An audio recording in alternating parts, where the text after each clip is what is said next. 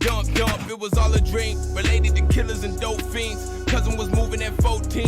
White things but no porcelain. How could they sleep on this poor thing? What I foreseen was a short thing. As always, thank you so much, Uno Hype, for that awesome intro video. What's up, Laker fam? You are watching Lakers Report by Chat Sports, all things Lakers. I'm your host, Hannah Kulik, aka Laker Han, and we have a very exciting show for you guys today. We have to talk all about these latest Lakers breaking rumors and news stories, and of course, make sure to stay tuned because we have our second notification shout out that I'm going to be announcing at the end of this video. But today, let's just get right into some of these breaking news stories. Now, the first story that we have to talk about here today is Andre Iguodala. Now, our teams in the West, our executives in the West, trying to not let Andre Iguodala come and join the Los Angeles Lakers. Well, according to Sean Devaney of Heavy.com, he is saying that executives in the West are trying their best to pry Andre Iguodala from coming and joining the Lakers. Now, obviously, Iggy has wanted to be on the Los Angeles Lakers, and so far it hasn't happened, but a lot of people are still thinking that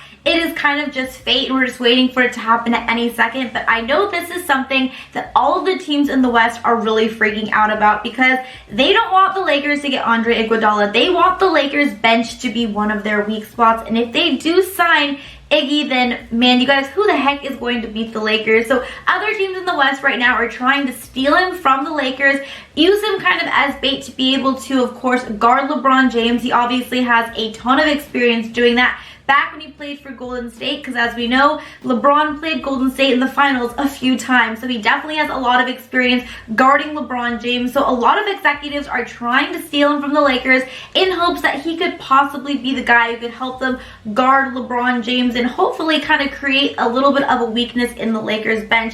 That's kind of the thought process of these other Western teams. Don't know if it's going to work out though, because as we all know, Iguodala really wants to be a Laker, so I think he's going to be a Laker. But you know what? At least they can try. But all we know for sure is that the Lakers are definitely the team to beat in the West, which feels pretty darn nice. All right, now let's move on to our next story here today, which are 3 potential players that the Lakers could possibly trade for mid-season. But before we do, I want to remind you guys all about the Kashiyama Taylors giveaway. If you want to win a free sports coat, then all you have to do is go follow them on Instagram at Kashiyama Taylors. And then also, if you want to have the potential to really win, kind of give yourself a better chance at winning here, they are actually having some pop-ups here in Los Angeles over the weekend. So if you are in the LA area, attend one of the pop-ups and it'll get you 10 entries into that giveaway, which obviously gives you a much better chance at winning. So you definitely don't want to miss out because Kashiyama Taylors makes some awesome sports coat. It'll be awesome to be able to win a free sports coat, look really nice for the holidays, for cuffing season. Just make sure you were all swagged out. Let's talk some mid-season trades. Now, obviously, a lot of people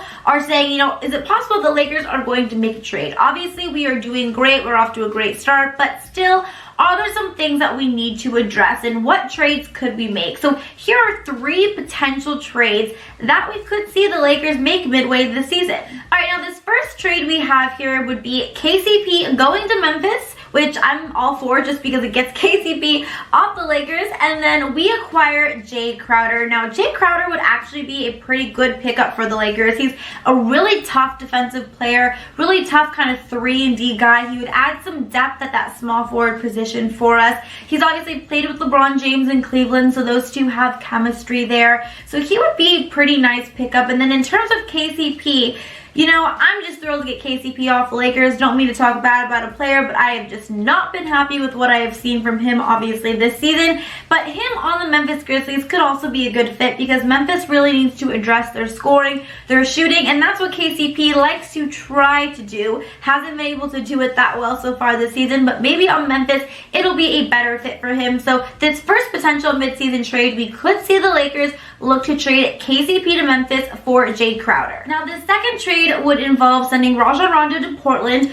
for Mario Hezonja. Now, obviously, Mario is a player that has not quite lived up to his expectations. He was the 5th overall draft pick in 2015, so he still pretty much hasn't really kind of lived up to all the hype around him being that 5th pick, but still, he has a lot of potential, and that is what the Lakers would get in Mario. They would get some more potential at that small forward position. And in terms of Rajon's fit with Portland, that would actually be a really good fit, because besides Damian Lillard, they are really struggling kind of at that guards position. Obviously, they do have CJ McCollum, but if something were to happen to Damian Lillard, they don't really have a backup option for him. So Rondo would be a good fit for the Blazers. And also, the Lakers right now have Quinn Cook, we have Avery Bradley, we have Alex Caruso. We don't necessarily need Rajon Rondo. So if we were to trade a player, we could see Rajon Rondo being moved. So second potential midway season trade for the Lakers could be Rajon Rondo going to Portland and receiving Mario Hezonja. And the third potential mid-season trade that we could see the Lakers look to do, we could see them trade Jared Dudley to the Brooklyn Nets for David Nwaba, a guy who did formerly play for the Lakers back in 2017. Jared Dudley actually played for the Brooklyn Nets too. So this would be, both players kind of going back to former teams. Now, in terms of where David Nwaba would fit with the Lakers, now he's actually a guy that would be a pretty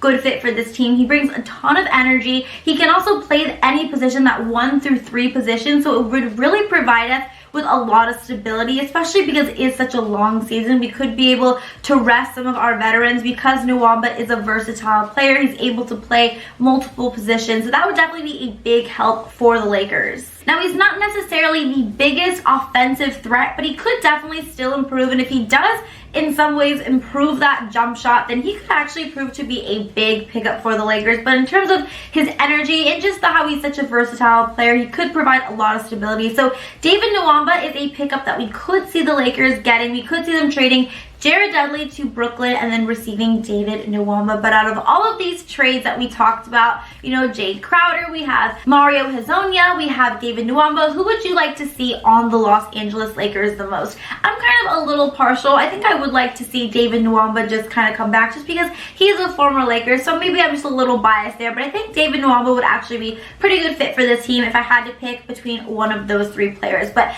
let's move on and let's talk Anthony Davis injury update. But before we do, I just gotta make sure that you guys hit that subscribe button. Make sure you are subscribed to this Lakers Report channel. Our family is growing. We are so close to 10,000 subscribers, so hit that subscribe button and get us to 10K subscribers. I would love to be able to hit that mark by the end of November, so please do me a favor and go ahead and subscribe down below. But this next story is a little bit of a head scratcher, because apparently, the New York Knicks felt that trading for Anthony Davis was going to hurt their future. According to Brian Windhorst of ESPN, even though Anthony Davis reportedly expressed some interest in wanting to come and play in New York for the Knicks, they felt that the asking price was just too high. Obviously, sending multiple first-round draft picks and some of their top young talent, they just felt like the risk was just too much and that it was just too high of an asking price. I personally think they are crazy. I mean, maybe they felt that AD was going to leave in free agency because he just wanted to be a Laker, but I just think that is absolutely crazy to say that Anthony Davis is a guy who's going to be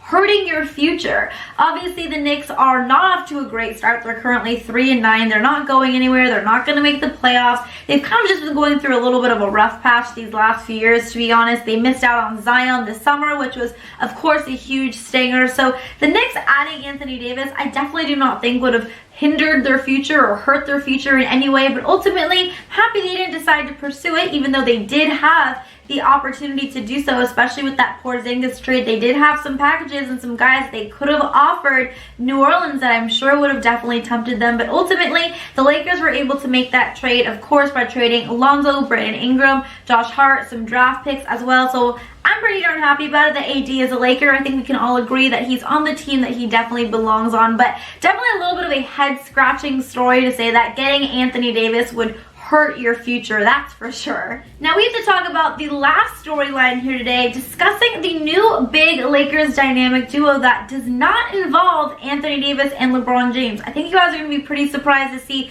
who the big Lakers duo really is turning out to be this season. But before we do, I am curious. Obviously the Lakers have had so many rivalries throughout the years, but right now it seems like the biggest rivalry is with the Los Angeles Clippers. So I want to know, which team do you hate more? Do you hate the Boston Celtics or the Los Angeles Clippers? If you hate Boston, type B down below, or if you hate the Los Angeles Clippers, type C down below. Now, I know this is going to be crazy because obviously Boston and the Lakers rivalry goes way back, but right now I just gotta give it to the Clippers. All I know is it always feels so good whenever the Los Angeles Clippers lose. It doesn't even matter who, but it just matters as long as they lose. I'm always feeling great, and they've actually been racking up some losses as of late, so I've been in a pretty darn good mood. But comment down below and let me know who you think the biggest rivalry is with the Lakers and who you hate more, the Boston Celtics or the Los Angeles Clippers this season. I want to remind you guys all about the Kashiyama Taylors giveaway. If you want to win a free sports coat, then all you have to do is go follow them on Instagram at Kashiyama Taylors. And then also, if you want to have the potential to really win, kind of give yourself a better chance at winning here, they are actually having some pop-ups here in Los Angeles over the weekend. So if you are in the LA area, attend one of the pop-ups and it'll get you 10 entries into that giveaway, which obviously gives you a much better chance at winning. So you definitely don't want to miss out because Kashiyama Taylors makes some awesome sports coat. It'll be awesome and you'll be able to win a free sports coat, look really nice for the holidays, for cuffing season. Just make sure you are all swagged out. But let's move on and let's talk about the Lakers' big dynamic duo because, spoiler alert, it's not LeBron James and Anthony Davis. LeBron James is involved with it, but it is actually LeBron James and Alex CARUSO. Yes, you heard that right. LeBron James and Alex CARUSO are looking like the best dynamic duo for the Lakers right now. So far this season, those two have posted a plus 12.3 net rating in the 94 minutes that they have played together so far this season. And besides that, no 5 players who have been on the floor with them who have played more than 10 minutes have received a negative net rating at all. So Alex CARUSO and LeBron James are definitely having some great chemistry this season, and we've seen it, really from the start of the season. CARUSO is not necessarily shooting the ball the best right now, but he is doing a lot of little things and really helping this team in a lot of ways. And I know LeBron and every member of this team has really commented Alex CARUSO and said how great of a player he has really been for them so far this season. Now, when Alex was asked about how him and LeBron are playing so well so far this season, he said, listen, they have some good chemistry kind of carried over from last year. Obviously, they played together last year, so CARUSO said he knows what LeBron likes. He kind of knows where he is on the floor.